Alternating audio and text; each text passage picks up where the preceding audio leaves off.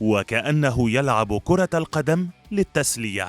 فبعد انطلاقته الكبيرة مع الترجي التونسي، يستعد الجزائري المشاغب يوسف البلايلي للرحيل المفاجئ عن الفريق والعودة إلى بلاده. فماذا حدث؟ بينما ظن البعض أنه قد تكون نهايته، ظهر يوسف البلايلي مع الترجي التونسي في بداية رحلته الجديدة والمتكررة مع النادي في أفضل صورة ممكنة، وبدأ الجميع ينادي بضمه إلى منتخب الجزائر من جديد.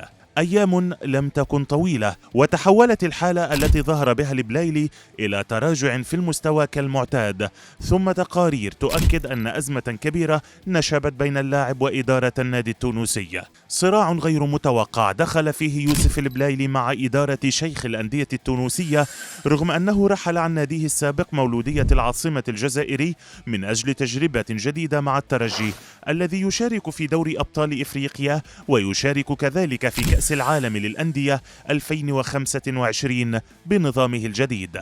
نهاية الأسبوع الماضي ظهرت تقارير تؤكد أن البلايلي تعرض لعقوبة من جانب إدارة فريق باب سويقة، والعقوبة كالمعتاد تعود إلى عدم الانضباط والأزمات التي يتسبب فيها. الأزمات التي قررت إدارة الترجي معاقبة البلايلي بسببها لا تتعلق بما يحدث داخل الملعب فقط، لكنه أثار العديد من الأزمات خارج الملعب كذلك، لتقرر الإدارة توقيع عقوبة عليه. رغم هذه التقارير، ظهر البلايلي في تدريبات الترجي التونسي بشكل طبيعي، وظن البعض أن هذه التقارير ليست صادقة، وأن المسألة مجرد شائعة لا أساس لها من الصحة. تقارير جديدة ظهرت كشفت تفاصيل أخرى وأكثر غرابة في علاقة البلايلي بالترجي التونسي، إذ أكدت التقارير أن النجم الجزائري لا يشعر بالراحة مع ناديه الحالي ويرغب في الرحيل بشدة.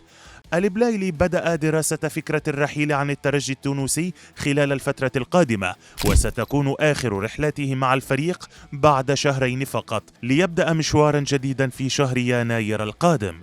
عروض عديدة حصل عليه النجم الجزائري بالفعل للرحيل عن الترجي في يناير، وبعد نصف موسم فقط مع ناديه السابق الذي شهد واحدة من أفضل فترات البلايلي على الإطلاق قبل خوض تجارب احترافية خارجية لم يكتب لها النجاح عربيا وأوروبيا.